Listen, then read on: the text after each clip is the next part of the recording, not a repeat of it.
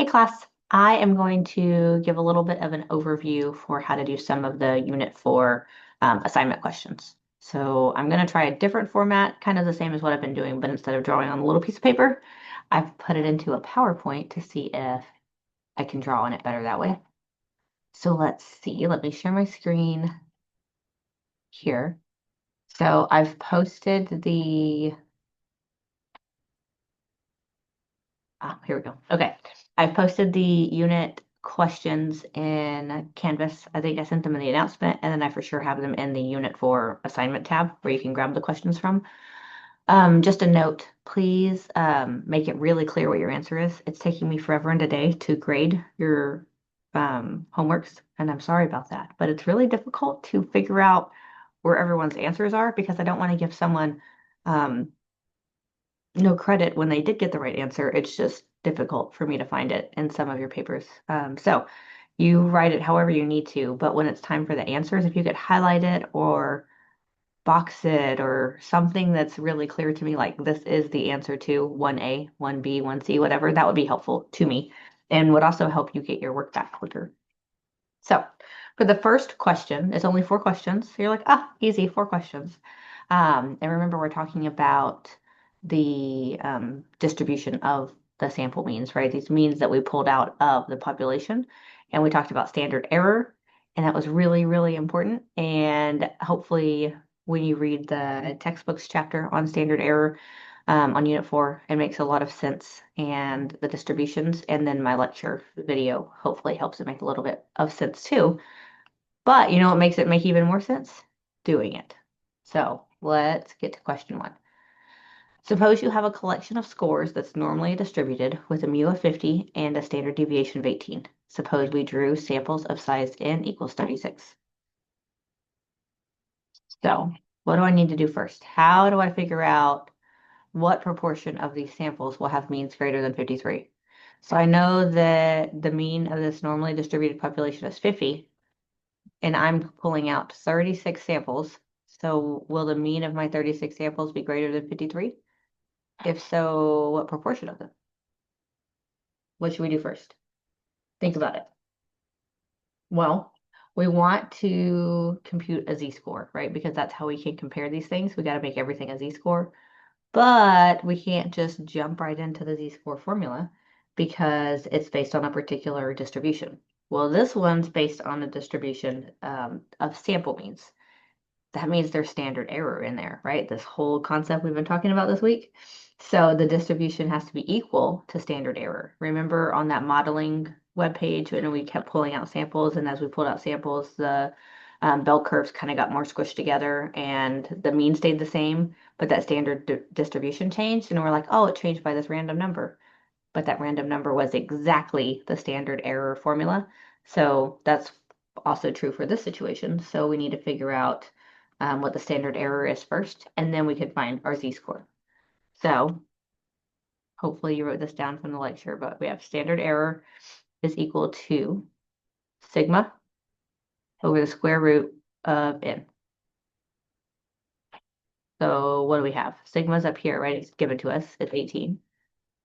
So 18 over square root of n. What's n? Oh, that's given to us too. 36. Easy peasy. So do that, and you should get 18 over 6, which should give you a standard error of 3.0.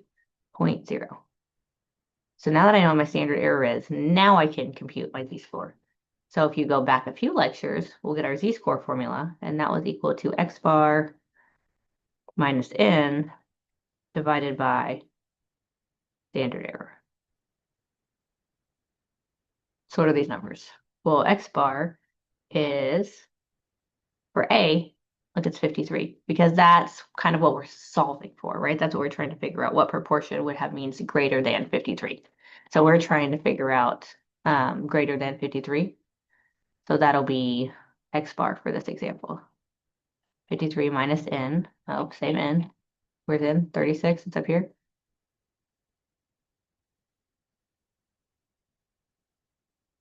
Divided by standard error. Well, we have that now, 3.0.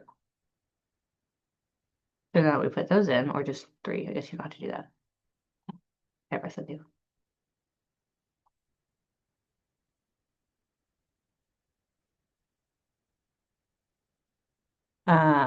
Equals, getting ahead of myself. 3 over 3, which equals 1. So my z-score is 1. So now what do? I have my z-score, but that still doesn't tell me the proportion of samples that'll have means greater than 53.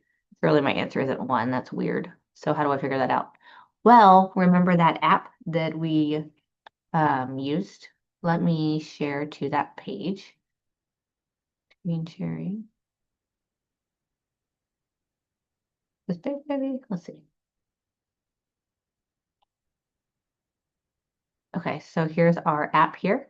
I'm going to refresh it.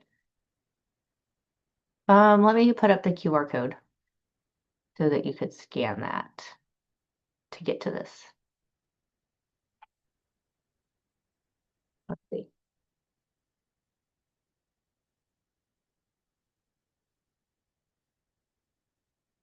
Put it on the PowerPoint. You can get to it too.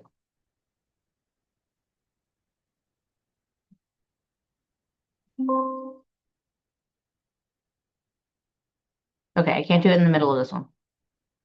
Maybe I can. Oh no, I lost all my ink. Fail. Insert picture. I was so prepared too.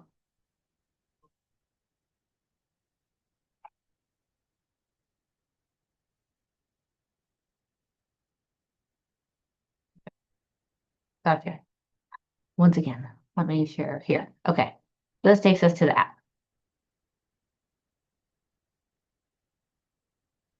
So I'm just going to leave this up for a second. So you can pause the video, scan this.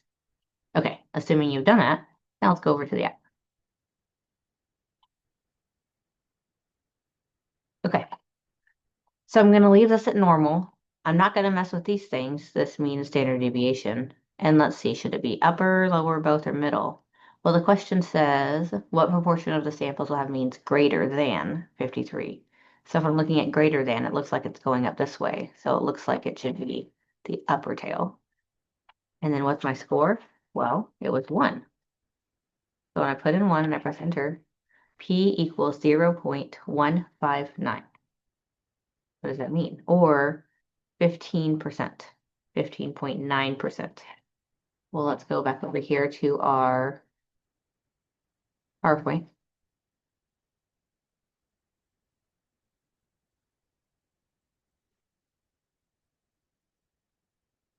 And I lost all of my writing. Oh no. So we were at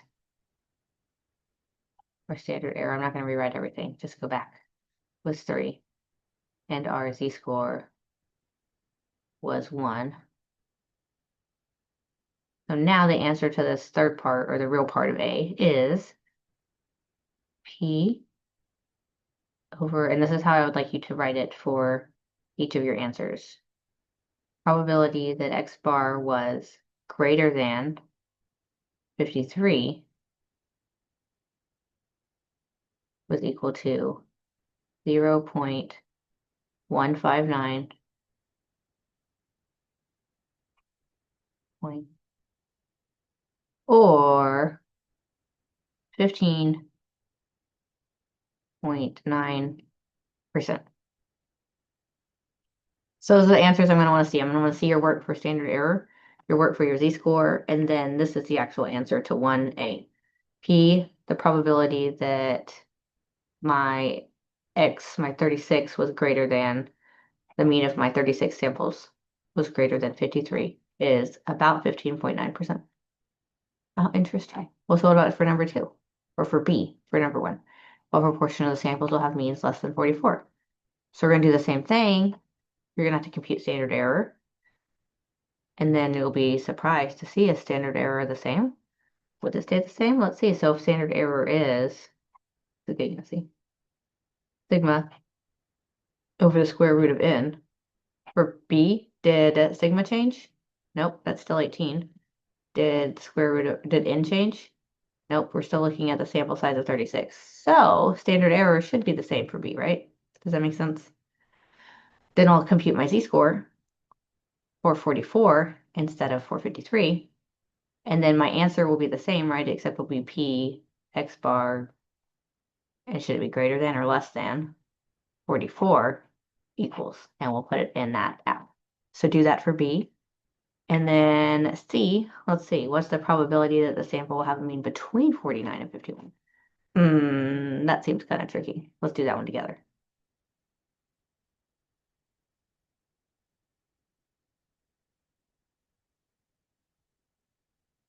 So what's the probability that the sample will have a mean between 49 and 51? Let us look. So what do we need to do first? Compute the standard error, that's right. Did the standard error change?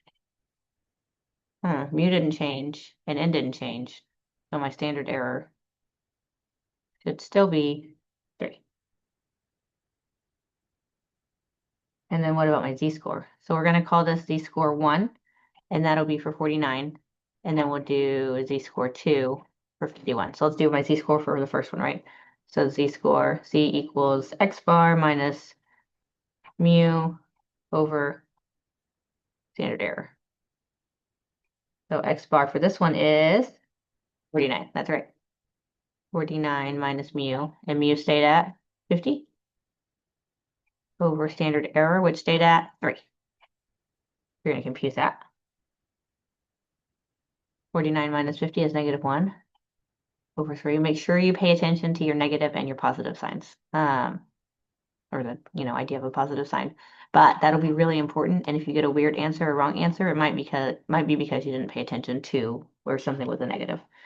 So that equals negative 0.33. Repeating forever, but because it's same, just 33, right? Don't ever go more than 2 or 3 from the decimal, but when they're the same, we can just grab 2. And then we'll do z-score for the second one. So it's the same, x bar minus mu over standard error equals 2. What does x equal in this one? 51, that's right. There's like an imaginary audience here that I think is really excited about this. We're the standard error that's still 3. What do we get here? Positive 1 divided by 3 equals. Look, I'm telling you, I had that whole spiel telling you to not miss your negative sign, and then I forgot it. The first one was negative 0.33, and this one is positive 0.33. So now we have to go into the app, but we have 2 numbers. We have negative 0.33 and positive 0.33 to put in. So let me share over to the app again.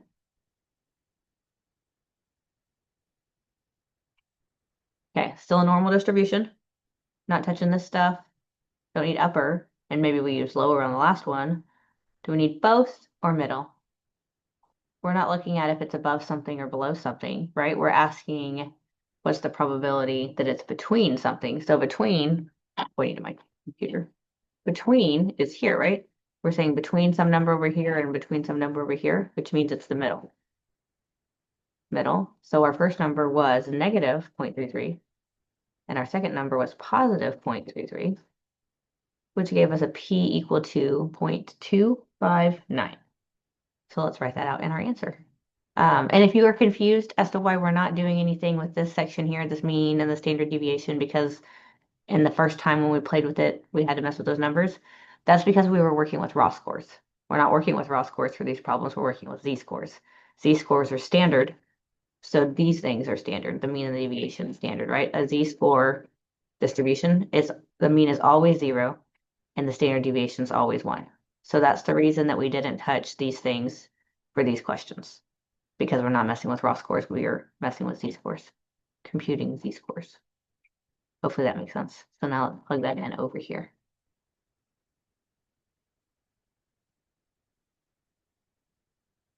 So now that means P 49 and x bar 51 equals 0 point, what's a 2.259, and we got that from the app. So we're saying here the probability that my sample has a mean, my sample mean is between 49 and 51 is 0.259%, or 0.259, 20.2.5%. That doesn't seem like a very high chance. It's interesting. And so the reason we have these symbols here is because we're saying X is bigger than 49, but X is smaller than 51. Makes sense? Okay. Go to the next slide. So for question 2, we're saying there's a normal population with a mu of 200 and a standard deviation of 20. What is the probability of attaining a sample mean greater than 210 for a sample of n equals 4? What's the probability of attaining a sample mean greater than 210 for a sample of n equals 16?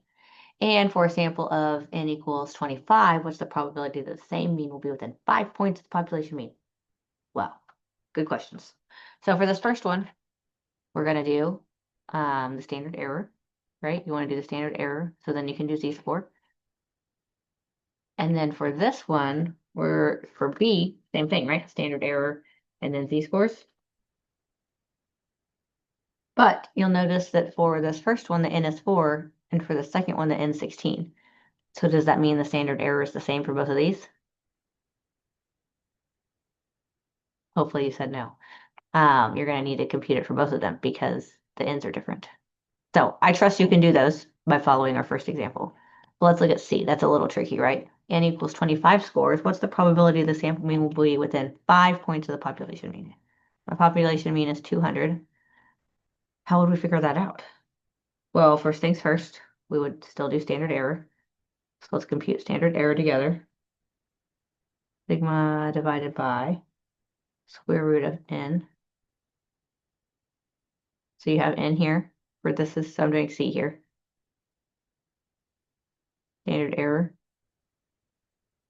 equals sigma over the square root of n. So you can do that because you have both of those there. So I'm going to assume that you found the standard error. But what do I do about z-scores? How do I figure out what the z-score, what I'm computing for if I'm 5 points away from the population mean? Because 5 points, it doesn't tell us which direction. So if the population mean is 200, I could be looking at plus 5 points, or I could be looking at minus 5 points because it doesn't say, it just says within. So 200 plus 5 is 205, and 200 minus 5 is 195. So really, I'm asking what's the probability between 195 and 205, right? That's this range that I just made. So let's call this one z-score 1, and let's call this one z-score 2. I know it looks backwards, but because this number is lower, we like to do things in order. And so I guess I could have written it the opposite way, but this is z-score number 1 because 195 comes before 205, and we'll call that z-score 2. So just do your z-score formula, but do it for z1 and then do it for z2. And that formula was x over, well, minus mu over our standard error.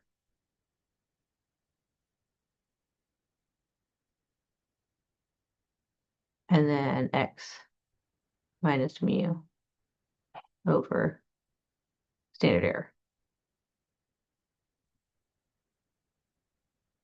But for this one, we'll do a 1 and a 2 here as well, because this one, maybe our number is 195. And for this one, x bar is 205. So plug that number in there and plug this number in here. And then compute those answers. And once you've done that, then you could go to the app and you could find out the 195 is our lower limit and 205 as our upper limit equals something. So what's the probability that my scores or that my sample mean falls within 5 points of the population mean. Here's the lower end of the 5-point difference, and here's the higher end between 195 and 205. What's my population? So those are the answers that I need to see for 2C.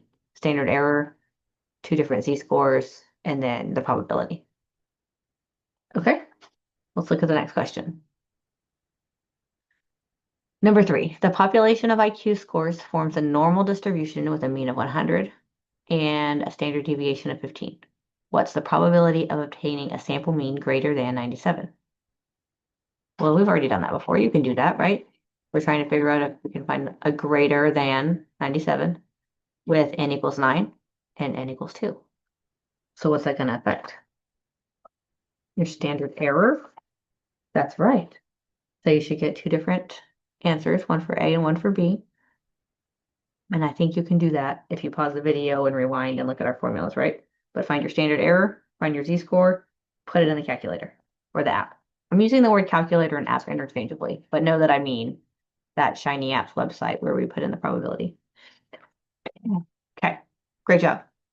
And then number 4, at the end of the spring semester, the dean of students sent a survey to the entire freshman class. One question asked the students how much weight they had gained or lost since the beginning of the school year. No one wants to know that? I don't want to know. Freshman 15, I don't know. The average was a gain of mu equals 9 pounds with a standard deviation of 6 pounds. So that means the average student in the freshman class gained 9 pounds. That's less than freshman 15, so good job. This distribution of scores was approximately normal. So we're thinking a normal bell curve, right? Sample of n equals 4 students is selected. So I'm pulling out 4 students from the entire freshman class, and I want to look their average weight change. So this sample of 4 students that I pulled from the whole freshman class, I want to find out, A, what's the probability that the sample mean of these 4 students is greater than 10? Of all the possible samples, so my whole freshman class, what proportion will lose weight? And C, what's the probability that the sample mean will be a gain of between 9 and 12 pounds? So what's the probability that those 4 students I pulled out gained to between 9 and 12 pounds when the average gain was 9 pounds? So I'm saying what's the probability that they gained at that upper end, that average that everyone gained, up to 4 pounds more? How would we do that? Do you want to do it together? I'm sure you do. So let's do it together. So let me write out some of my key pieces here so I don't get lost. So I'm going to do, I'm going to do A. Why is it doing that? Here I am. Okay. I'm going to do A first. So I can see that mu equals 9. My standard deviation is 6. N equals 4. And X bar, my sample mean for this one, I'm trying to, not sample mean, but for this one, I'm trying to figure out this one is 10. I want to see if it's greater than 10. So first I need to do standard error. That's right. So standard error is equal to sigma over square root of n. Figure that out. We have 6 over square root of 4. So what's that? 6 over 2, which is 3. I have my standard error. So now I need my z-score. So I have x bar minus mu over standard error. So for this, x bar is 10 minus mu, which is 9, over standard error, which is 3. I'm going to plug that into the calculator, and I'm going to get the x bar greater than 10 equals, I almost wrote the answer. I'm not going to write the answer. Figure it out. Since you have all these pieces here, now you can do it. So A is pretty easy. Well, let's talk about B. Let me do B in another color, and let's see what's different. Let's do B. Of all the possible samples, what percentage would lose weight? Was this the same? Let's see. Mu is still 9. Standard deviation is still 6. My n is still 4. But now my x bar for B, X bar is 0. Why 0? Well, we're trying to figure out what proportion will lose weight. So we can't, you can't have gained any more than 0, right? Because we need some numerical number to put onto it, but we're not averaging or we're not writing out whether they lost 1 pound or they lost 100 pounds, right? We don't have a number that we're placing on it. We're just saying less than what it was, right? Losing weight. And so for our math purposes, 0, right? You can't gain more than 0 pounds to have lost weight. So we're going to put X bar at 0. So is our standard error the same or different? Okay, I'm going to let you answer that to yourself. See if any of these pieces have changed. And then our z-score will look like the same. X bar minus mu over standard error. Now this is my X bar here. Okay. And then you're going to get that answer and you're going to put it into the probability calculator.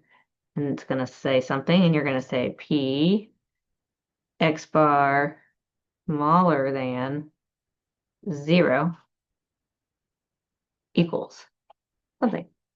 Okay, easy enough. Can we go for C? You want to do that one together? Let's see. I'll make C purple. What's the probability that our sample mean will be a gain of between 9 and 12 pounds? What do we got to do for that? So similar, right? We need our standard error, which is probably the same. Yes. But we have to get a z-score so we can put it in our calculator. But we're looking at between 9 and 12. So if we're looking at a specific number between 9 and 12, it could be any of those numbers, right? It could be 10 or 11. It could be, we don't know. So we'll do something similar that we did in one of the previous questions. We're going to compute 2 z-scores. So z-score 1 might have X bar 1 minus mu over standard error. And maybe X bar 1 would be 9. 9 minus mu over standard error. And then we could do another one and we could call this z-score 2. And this could be X bar 2 minus mu over standard error, which would be equal to, what's our other number? 12. 12 minus mu over standard error. So 12 is this X bar, and 9 is this X bar. So we get our 2 different z-scores. So then we put those into the calculator, and we'll get an answer that looks like P less than 9, X bar, well, the lights in my office just went out. I'm not moving around. 12 less than 12 equals something. Because we're saying, what's the probability that the sample mean, my sample mean here, is between 9 and 12. So it's greater than 9, but it's less than 12 equals. Hopefully, where am I? I lost me. There I am. Okay. Hopefully that is enough for you to work through all of the homework questions and get them to me. And then you'll be ready for exam number 1. So thank you for watching and email me if you have any questions.